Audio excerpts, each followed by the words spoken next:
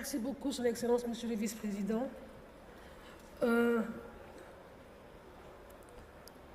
Now it's my distinguished honor to introduce you the former Vice President of Ireland, Mr. Berthie Ahern. What you don't know about him is that he was the youngest serving Prime Minister back in the days. I think he was 45, 46. It was a big achievement. Maybe today, we talk about youth issues and youth involvement in politics as a way to promote our development. But back in the day, he was a pioneer. And then when I heard him this morning at the meeting with the discussion, in the closed-door discussion, he was the biggest advocate on youth issues. And obviously, I couldn't be surprised when I read his bio about what he's done, what he was doing in his country for youth and for education. So he will come to the floor and report to you about the discussion we had this morning. Thank you very much.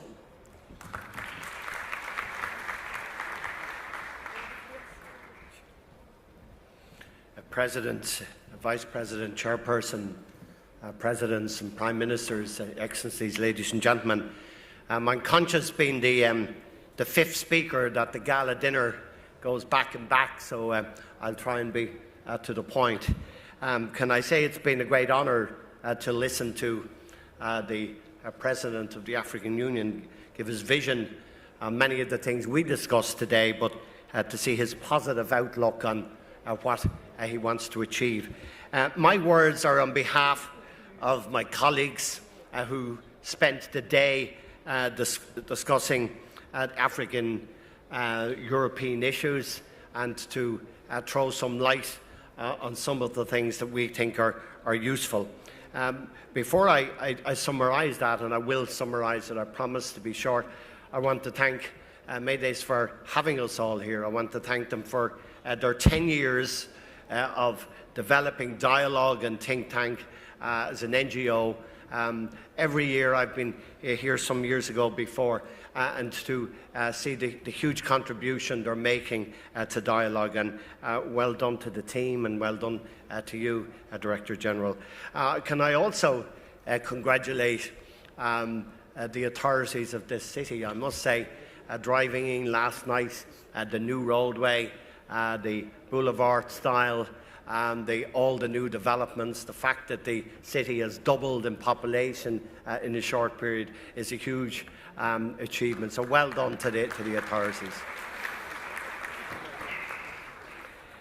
Today, we tried as a group to deal with the issues head on. We tried not to duck and dive the issues. We tried to make a realistic assessment. We looked back. I was there in 2007 in the European Union, and others of us were too, when the Lisbon strategy started, and we very much were debating what was there then, why it hasn't happened, and where we are. We looked also 2 years ago, November 2015, in Valletta, when the European Council also got together with our African colleagues and looking to what the agenda was. And of course, Abidjan meeting is exactly 3 weeks tomorrow, where they will be trying to deal with the issues as well. We today got a very insightful, I think, analysis of the various problems. I don't need to go through them. The economic development, the need for further cooperation, the need for more private sector business, the need for better education and skills all round, for cooperation with universities, for more transparency in industry. We went through these issues at great length. We also debated the issues of is it possible to secure borders and have quotas. I think our assessment was some difference, but our assessment was that that's not possible. We looked at immigration from all the different aspects, from those that immigrate because of war, from those who do it for economic reasons because they see others having what they have not, which is the human condition. We discussed the humanitarian situation. Former Prime Minister of Libya gave us a very insightful view on why people move, how they move, who makes this possible, the riches that are enhanced, the dangers of the large camps that on the Libyan borders and what happens if these issues are not properly managed, and we thanked him for that.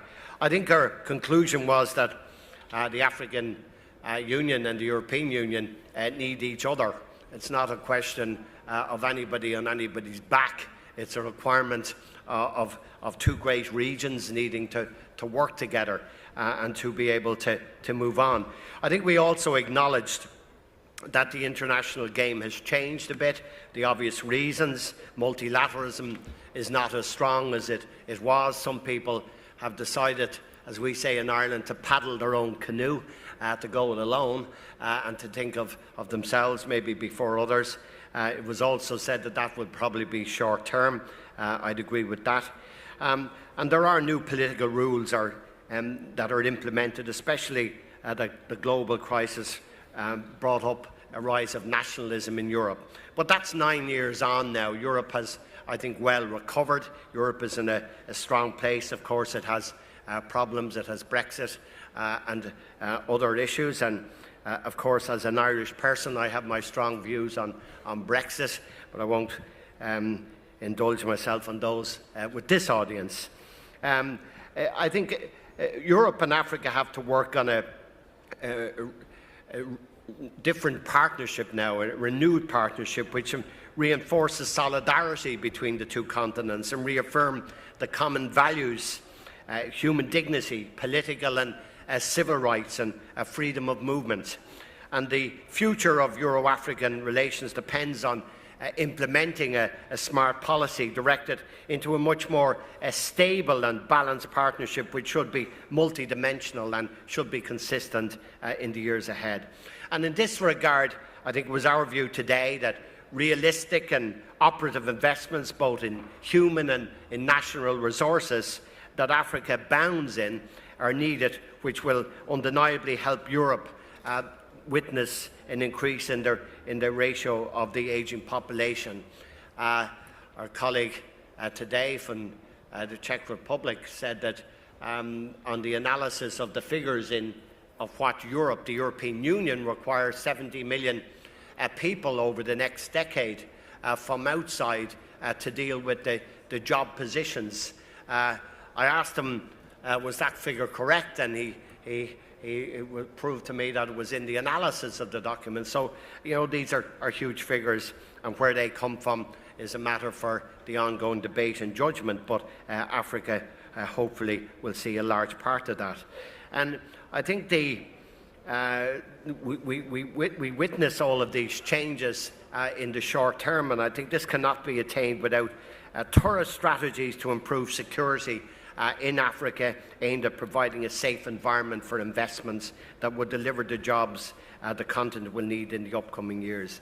It was said strongly today, President, and I just have to be fair in my analysis of 3 workshops taking almost 6 hours, that development and investment follow security. If there's not security, you won't get investments, and these are big challenges, I know, but they are things that were said very, very strongly today by all sides. In that respect, I think our participants firmly believe that European and African governments should determine their priorities.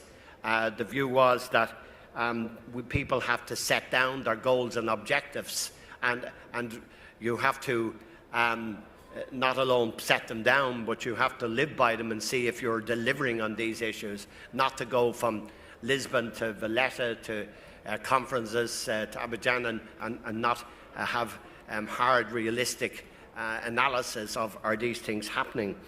Multilateral institutions like the President, the European or like the African Union should be I think working with the European Union, both of them, in reforming their organisations to enforce a growth agenda. I think resources are required to achieve that. These things can't happen. We spoke today of what has happened down the years, everything from the Marshall Plan to what happened in the Delors package and the cohesion funds and the structural funds in Europe. And, Chairperson, our partnership should be multidimensional lying on Africa's state responsibility and a Pacific EU policy towards the continent as a whole. Europe has to set down clearly what it wants and what it's prepared to do to achieve that. Action plans should be more specific, goal-orientated, be measured, because inefficiency in delivering results endangers the trust the citizens have in their political leaders. And we have to massively invest in education to move from access to knowledge into the management of knowledge. In my country, because we had the Great Famine, we lost half of our population. People moved in the coffin ships to the United States and Canada. And the one thing that was ingrained into the people of my small country after that was that even if people have to go, then they go with an education. They go with training and skills. And if people really have to go, or they want to go, as many of our people have down through the ages, they go with that education. And it has always been the ambition of every man in Ireland, and more so the women, that people have that education and that they have that. And I think that's just hugely important. And I know the substance of the meeting in 3 weeks' time is very much about youth education. The African Union have set out very clearly their view on that. European Union have also been saying that. But the reality is the success or the failure of what happens over the next 10 or 20 years of this generation is what happens for young people. The young people are going to be given the skills and the abilities. It's no good talking about the technology and the great technologies that the phones can talk to you, and soon they'll answer the questions for you as well, the way they're going. But you have to have a position where people have those skills and education to do that. And that has to be the priority if we're serious about making the fundamental changes that we all want. And not only, I think that has to happen in each other's countries, but hopefully African students should move to European institutions, which was mentioned today, implement attractive curriculum in the continent where the curriculum development can also be enhanced. Chairperson, the last point I'd make is a better coordination of cooperation tools and consistent implication of European policies, notably trade policies versus cooperation policies. And international companies have to be more transparent and more responsible when operating in the African continent. My colleagues who I speak on behalf today, I think, dealt with the issues head up, but we've done a very detailed note with the Secretariat of MEDays, but I believe that a lot of the issues were positive, but I come back, they have to be very trenchantly delivered on and action plans against, because otherwise you find yourself coming back and back, and I know that MEDays is not interested in that. They are an orientated action group. My thanks for you listening to me, and my thanks to my colleagues for the work today.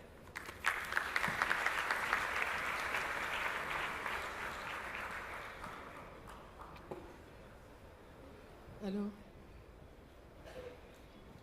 Now we're going to spend, on va passer une vingtaine de minutes à discuter du compte rendu de Monsieur le Vice-président.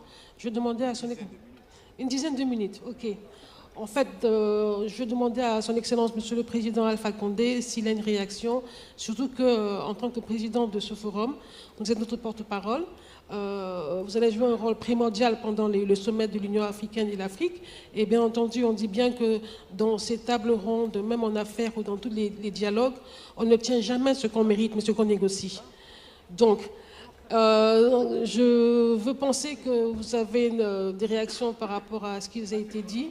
Et ce que je voudrais ajouter sur ce qu'il a dit, c'est qu'aussi il y a eu un consensus sur le fait qu'il faut penser à renégocier, redéfinir nos rapports avec l'Union européenne, pas en tant qu'aveu d'échec par rapport aux 5 dernières années, aux 10 dernières années, mais au fait que le monde a changé, les réalités ont changé et les valeurs africaines, les intérêts européens sont plus ou moins différents, mais peuvent être articulés de sorte qu'on fasse la réalité, le partenariat gagnant-gagnant. Qu'est-ce que vous... Donc, est-ce que vous avez des remarques par rapport à ça? Qu'est-ce que vous pensez? Ok, en tant que pragmatique, vous êtes connu comme étant très pragmatique, frank speaking. Qu'est-ce qu'il faut faire? Quelles sont les deux choses que vous pensez que l'Union africaine ou l'Afrique peut faire ont beaucoup attendu qu'ils veulent manger maintenant et qu'ils écoutent encore parler. D'accord. Donc on va faire alors 1 minute de conclusion par intervenant, si vous voulez, et on arrête. Je voudrais effectivement rejoindre l'avis du président. Avant de libérer nos intervenants et vous libérer en vous donnant l'opportunité et l'occasion d'aller passer au dîner, j'aimerais évidemment une nouvelle fois, en votre nom à tous, remercier son Excellence, Monsieur le Président Alpha Condé, Président de la Guinée, sœur et Président de l'Union africaine. Je crois qu'on ne pouvait pas mieux rêver d'un meilleur cadeau pour un 10e anniversaire que d'avoir le Président de l'Union africaine l'année du retour du Maroc au sein de sa famille institutionnelle.